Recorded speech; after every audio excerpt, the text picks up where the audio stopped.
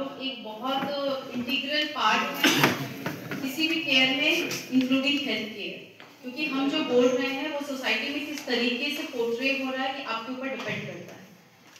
और इंटेंट भी यही होता है कि अगर कहीं पे कुछ ऐसा हो रहा है जिससे किसी की लाइफ चेंज हो रही है इन अ पॉजिटिव वे, ये सोसाइटी में सही तरीके से जाना चाहिए। तो एक बार फिर मैं आप सभी को धन्यवाद देना चाहूँगी।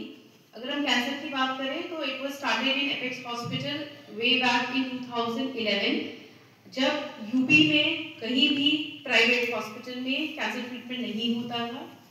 और अगर हम गवर्नमेंट की भी बात करें तो उसमें कोबाल्ट मशीन होती थी, लीनियर एक्सीलरेटर किसी भी हॉस्पिटल में नहीं था। उस समय हमने स्टार्ट किया लीनियर एक्सीलरेटर से ट्रीटमेंट करना। और सेकेंड मशीन जो हमारी है वो 1 साल पहले स्टार्ट हुई है।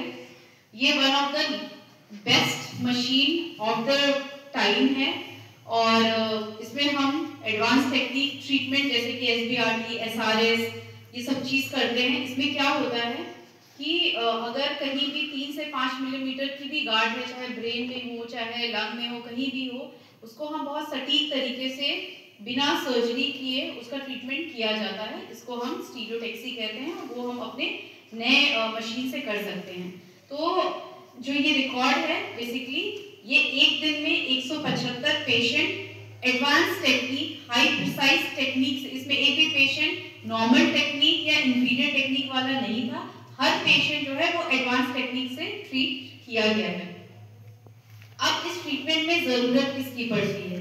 पहले तो डॉक्टर्स होते हैं, कंसल्टेंट्स जो कि पेशेंट को देखते हैं, डिसाइड करते हैं कितना डोज जाना है, किस तरीके से ट्रीटमेंट होना है। उसके बाद होते हैं मेडिकल फिजिसिस्ट जो पूरा प्लान करते हैं कि बीम जो रेडिएशन है, आप ऐसे रेडिएशन में खड़े हो जाएंगे वो आप बीमारियां करेगा, रेडिएशन कैंसर कॉज करता है, बट उस चीज को किस तरीके से पेशेंट पर डिलीवर किया जाए पेंसिल बीम के फॉर्म में कि सिर्फ कैंसर की गार्ड पे जाए, कहीं और ना जाए, ये काम होता है मेडिकल फिजिसिस्ट का।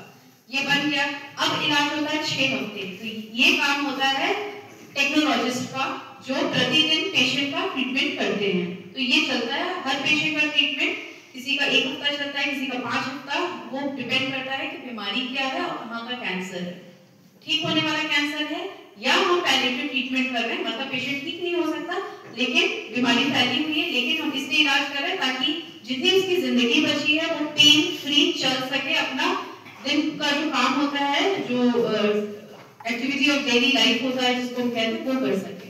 इसको हम पैलिएटिव ट्रीटमेंट कहते हैं। तो कैसा फील कर रही हैं या क्या नए चेंजेस आने वाले हैं आपकी जर्नी में?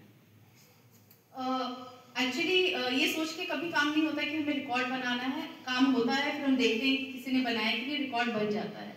तो चैलेंज नहीं, चैलेंज तो हमारे लिए हर दिन है। कैंसर इतना ज़्यादा बढ़ रहा है कि हर दिन हमें एक नया पेशेंट ऐसा मिलता है जो हमारे लिए चैलेंज होता है। तो मेरे हिसाब से हम लॉन्ग टर्म चैलेंज नहीं देखते, हम शॉर्ट टर्म पर डे हमारे लिए एक चैलेंज है कि जितने भी पेशेंट हमारे पास आ रहे हैं उनका 100% कन्वर्जन हो, 100% पेशेंट का सही तरीके से ट्रीटमेंट हो, सही क्योंकि कैंसर में रेडिएशन भी होता है, सर्जरी भी होता है, कीमो, टारगेटेड इम्यूनो, हर चीज़ होता है, उसके अलग अलग डॉक्टर्स होते हैं। तो हर पेशेंट का ट्रीटमेंट हो, फाइनेंसेस की वजह से पेशेंट का ब्रेक ना हो, ये भी एक बहुत बड़ा चैलेंज है। तो हमारे लिए हमारा चैलेंज क्या, हमारा टारगेट होता है कि जो भी पेशेंट है उसका 100% कन्वर्जन हो और 100% पेशेंट ठीक होके जाए। अब ठीक होना या ना होना उनके स्टेज पे डेफिनेटली उस पर डिपेंड करता है। टाइमिंग लगी है और एक पेशेंट के ड्यूरेशन क्या रहा होगा? पर पेशेंट ड्यूरेशन जो होता है वो 6 से 10 मिनट होता है, डिपेंड करता है, क्योंकि अगर हम हाई एडवांस ट्रीटमेंट कर रहे हैं तो पेशेंट जब पहले काउच पे जाएंगे तो उनकी इमेजिंग होती है कि 1 मिलीमीटर का शिफ्ट है कि नहीं, थोड़ा टाइम उसमें 1 से 2 मिनट मान के चलिए, और ट्रीटमेंट डिलीवरी में 4 से 6 मिनट डिपेंड करता है। मुंह के कैंसर में कम टाइम लगेगा क्योंकि एरिया छोटा है, बीम कम लगता है। वही अगर कोई फीमेल पेशेंट है जिसका पेल्विक ट्रीटमेंट है तो एरिया ज्यादा होगा, उसमें टाइम थोड़ा ज्यादा लगता है, बट ऑन एन एवरेज पर पेशेंट इन एंड आउट 6 से 10 मिनट का टाइम लगा। स्टार्ट होता है 5 बजे और एंड होता है 2 बजे के अराउंड, तो इतना टाइम लगा है इन टोटल। अच्छा बता दें। मैं डॉक्टर अंकिता पटेल, मैं कैंसर रोग विशेषज्ञ हूँ, practising at Apex hospital cancer institute Varanasi, और कैंसर में भी मैं रेडिएशन ऑन्कोलॉजी और मेडिकल ऑन्कोलॉजी विभाग देखती हूँ। आज एशिया बुक रिकॉर्ड से आपको सम्मानित किया गया है, क्या कहना चाहेंगे? सबसे पहले तो मैं Asia book of world record को धन्यवाद देना चाहूँगी और डॉक्टर विपिन जी को भी धन्यवाद देना चाहूँगी, जिन्होंने हमें फेलिसिटेट करके ना सिर्फ मुझे लेकिन मेरी पूरी टीम को, एपेक्स कैंसर इंस्टीट्यूट की पूरी टीम को मोटिवेट किया है और हम इसी तत्परता से और इसी मोटिवेशन और इसी कॉन्फिडेंस से और पेशेंट्स को ट्रीट करते रहेंगे और अच्छा रिजल्ट देते रहेंगे फ्यूचर में।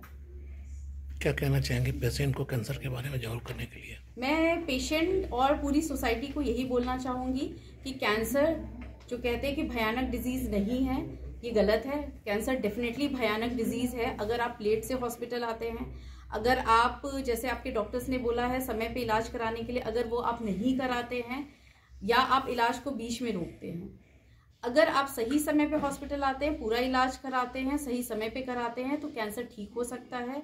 अर्ली स्टेज में आते हैं तो डेफिनेटली 90% के ऊपर चांसेस होते हैं कि आपका कैंसर ठीक हो सकता है। तो बहुत ज़रूरी है कि अगर कैंसर डायग्नोस हुआ है तो पहले हिम्मत रखें, फिर उसके बाद जाके किसी कॉम्प्रिहेंसिव कैंसर सेंटर में दिखाएं। वहाँ पे आप मेडिकल ऑन्कोलॉजिस्ट या रेडिएशन ऑन्कोलॉजिस्ट या सर्जिकल ऑन्कोलॉजिस्ट से मिले, वो आपको सही सलाह देंगे और उनके सलाह के हिसाब से आप अपना ट्रीटमेंट कराएं। हर किसी के मन में होता है कि हम सेकंड ओपिनियन ले, थर्ड ओपिनियन ले, ये आपका राइट है, आप डेफिनेटली लीजिए, बट सेकेंड थर्ड ओपिनियन के चक्कर में अपने समय को व्यतीत ना करें, क्योंकि आज हमारी सोसाइटी में बड़ी बातें करने का कोई मतलब कोई फायदा नहीं है। हमें एक छोटी सी चीज़ समझनी है कि हमें कैंसर डायग्नोसिस के बाद अपना इलाज जल्दी से जल्दी शुरू करा के सही जगह पे ट्रीटमेंट कराना है। मैम, देखा जाए कैंसर की रोकथाम के लिए कोई वैक्सीन की बात आई तो कैंसर रोकथाम के लिए जी, कैंसर रोकथाम के लिए 2 वैक्सीन अवेलेबल है।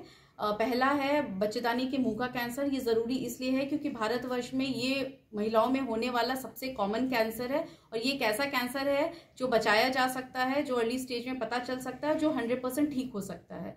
बचाने के लिए क्या करना है कि हो ही ना, वैक्सीन जो है वो होता है 3 ब्रांड में आता है, 2 इंटरनेशनल ब्रांड है, 1 इंडियन ब्रांड है। 9 से 15 साल की बच्चियों को 2 डोजेज में लगता है और उसके बाद 45 साल तक 3 डोजेज में लगता है। तो अगर आपके घर में कोई भी बच्ची है, 15 साल के पहले 2 डोजेज में इसको लगवा लें, और अगर महिलाएं हैं जो कि 45 साल तक हैं तो उनको 3 डोजेज में ये वैक्सीन लगाए, जिससे कि हम सीए सर्विक्स को अपने देश से, जैसे बाकी बीमारी को हमने इरेडिकेट किया है, हम सीए सर्विक्स को इरेडिकेट कर सकते हैं। दूसरा जो है वो हेपेटाइटिस बी है, जो कि लिवर कैंसर का एक कारक है। लिवर कैंसर के और भी कारक हैं, लेकिन हेपेटाइटिस बी भी एक कारक है, तो उसके लिए हेपेटाइटिस बी की भी वैक्सीन अवेलेबल है। ठीक।